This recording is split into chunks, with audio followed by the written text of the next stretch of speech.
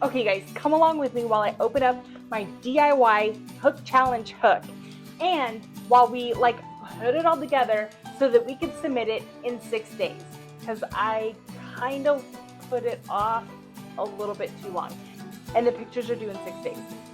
So we have to hurry and we have to get this done. So come on and let's do this together.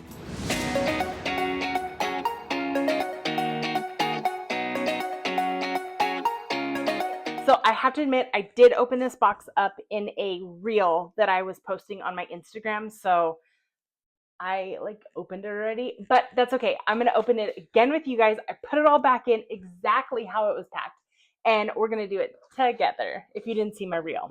So I'm going to open it up. Look how cute it is. So Pink Sheep Designs, her name is Evelyn. Her and her husband, they do a challenge every year, and it's called the DIY Hook Challenge. And it's where you take a hook, a crochet hook, and you transform it into something else. There have been people who've made like hummingbird feeders. There's been somebody who's done a tattoo gun. There's somebody who's done a master sword. Yep, that was us. And it was so cute. I did the master sword for my son because he loves Zelda. So anyways, all right, so we have this year's new hook. It's a 22 millimeter hook. And I have some excellent ideas. And I think we've narrowed it down to the exact one that we're going to use. So let's get started with that. I'll show you what she sent in the mailbox too. So she says, Carrie, thank you so much for your continued support. We're so excited to have you joining in on this year's challenge and can't wait to see what you create. Evelyn and Captain Hook. So her husband, they call him Captain Hook because he's the one that makes all the hooks on his 3D printer. And it's so cute. They're an adorable couple. So the deadline is June 30th. It's 6 days. 6 days from now. Last year, I had it done like 2 or 3 weeks ahead of time. We have been busy. We've just been busy. So this year we're a little behind. It's fine. It's fine. We're going to be all fine. We're going to get it done and it's going to be fun. So what the plan for this year is, get all this back in the box. So the plan for this year for this box, or for this hook, is to make this into a fishing pole. That's my plan. That is the goal. We'll see what happens. So my husband loves fishing. My kids love fishing. I enjoy fishing. And I know Captain Hook loves fishing. So we're going to make a fishing pole for Captain Hook and Evelyn. So let's turn this thing into a super cute fishing pole. All right, so I'm going to give you a little quick history overview of the DIY Hook Challenge.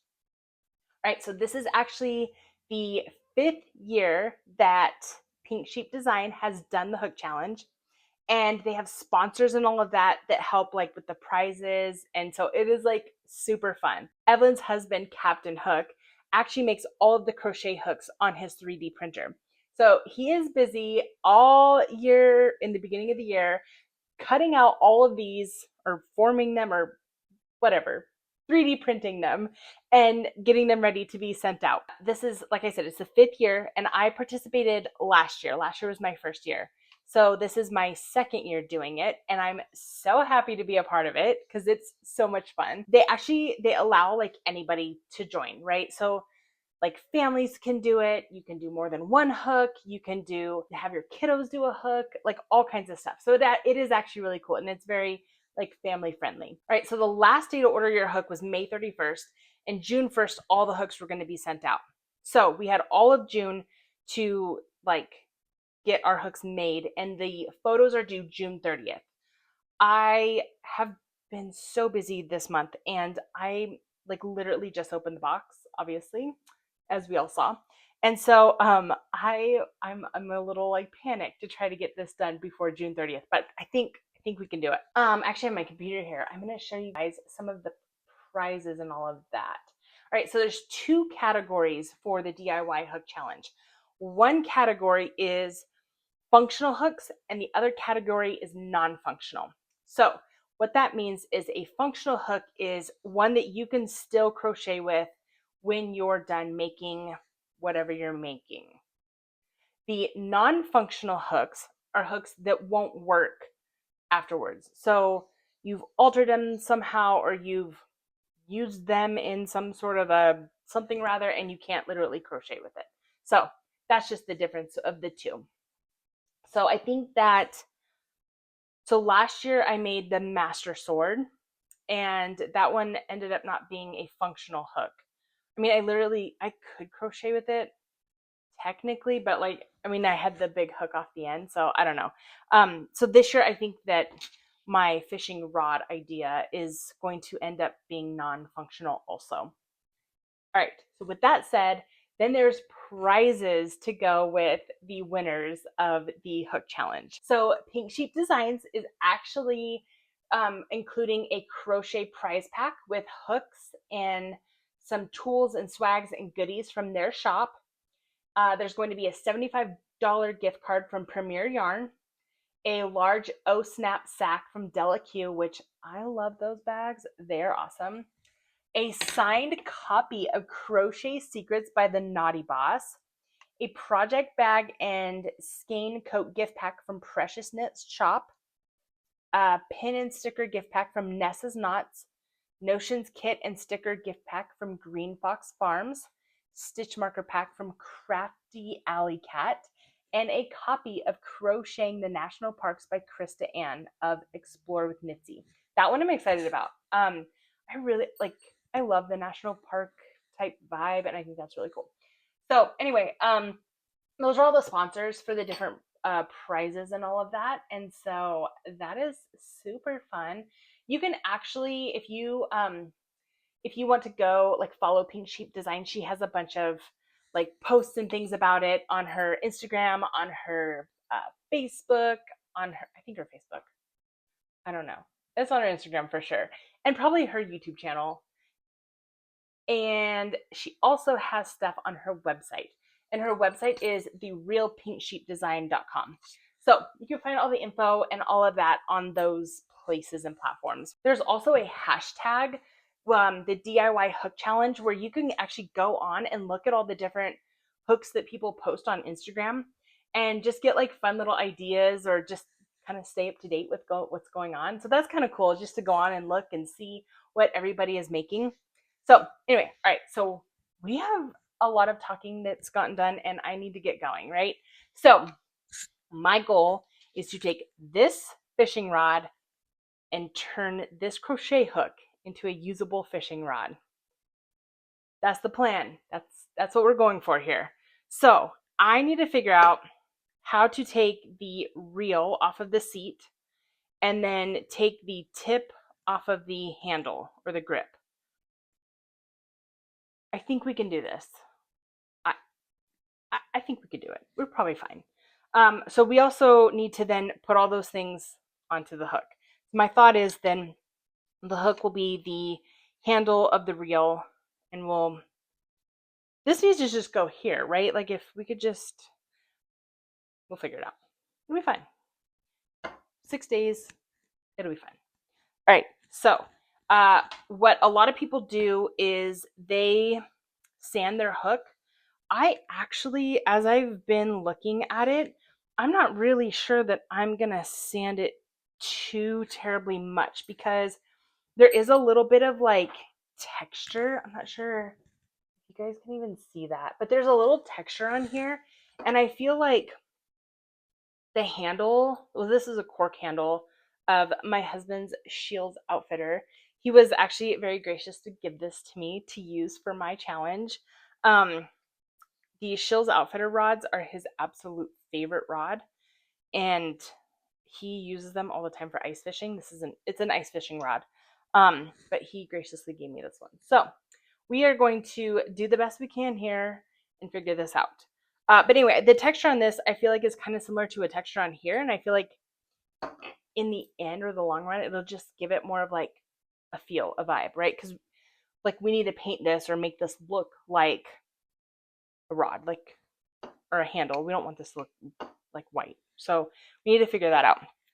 But I think what we'll do to start So I think we'll take the reel off of the seat here, which it looks like you just pull these down. It should just come off. Oh, it did. Okay. It's so fun. This is exciting. I'm hoping what would be real sweet is if we could get these off of here, these little mounts, and just get them on here. I'm working in my living room, or sorry, my kitchen, because I felt like I'm going to be needing tools out of the garage, and got it. So I thought my garage tools would be close and handy because our garage is just here. So the cork actually broke. If you didn't know, Shields Outfitters actually offers a like lifetime replacement on their rods, I believe. So anyway, not that we're going to replace it. We are purposely doing this. Anyway, so we are going to get these off here. Enough chit chat. All right, so let's see if they'll actually fit. Not really.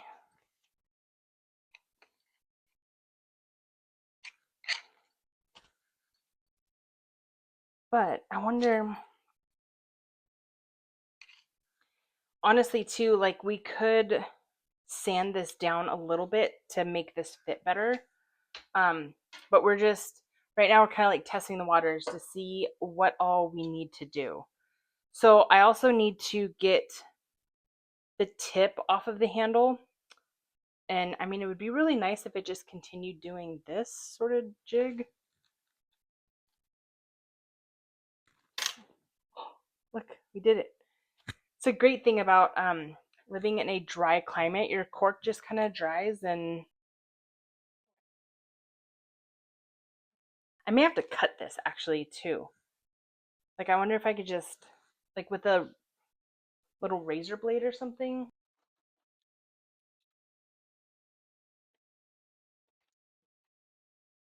If you are a younger viewer, this is very sharp. Don't do this without your parents' help. I just cut this counter. You know, we just wing things around here. Fine. All right, let's see if we can get that open. There we go. I don't think we're gonna need this entire long section here because realistically, it's probably not going to go down that far into the hook. There is a small hole where it like sits on the 3D printer, but I don't. We need to make that hole bigger. We had to do that last year on the master sword that we were making. We had to actually open up the hole to fit a piece into there.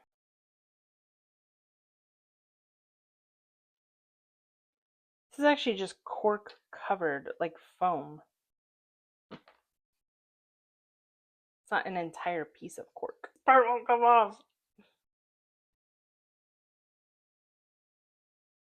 want to be careful because I don't want to actually break the rod or the tip.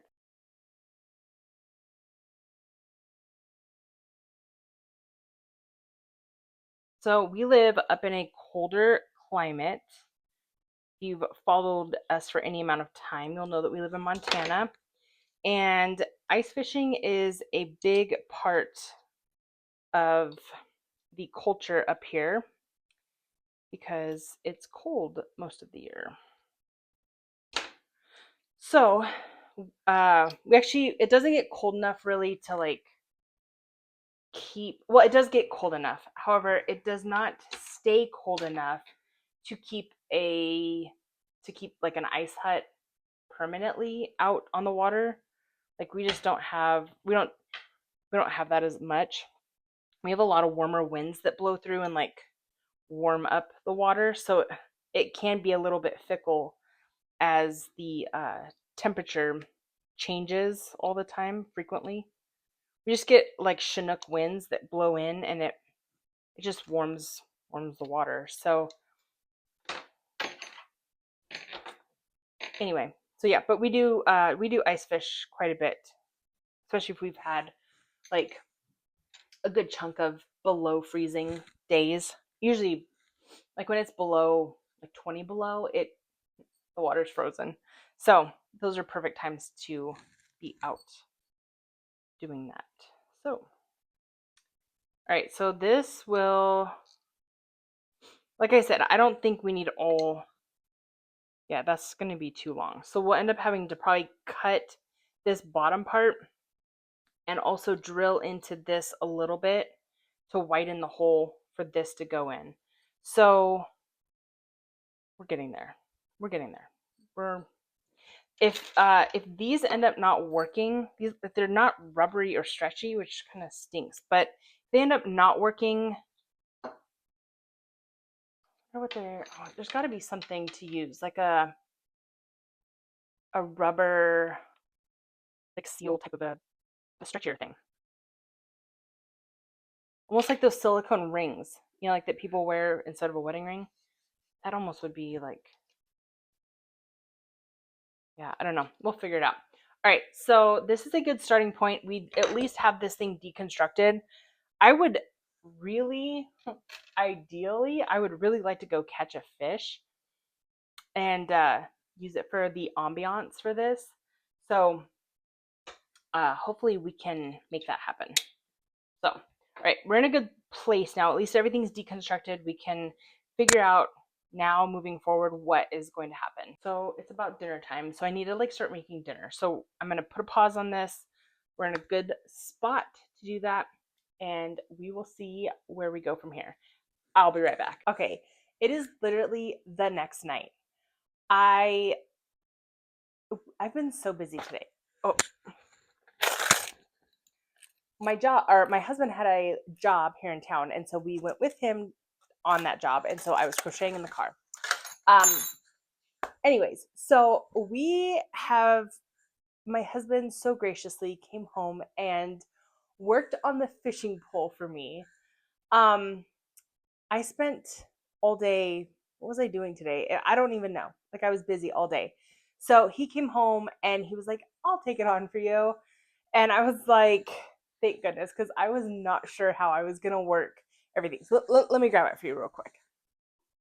Okay, so here we have the like preliminary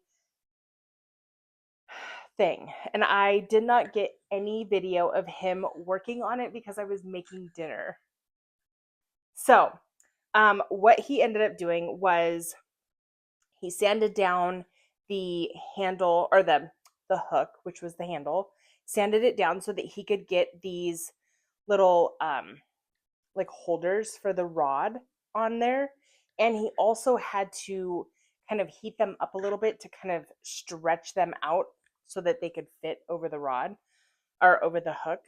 And then we've just gently set this. We had to drill the hole and make it a little bit bigger and set this in there.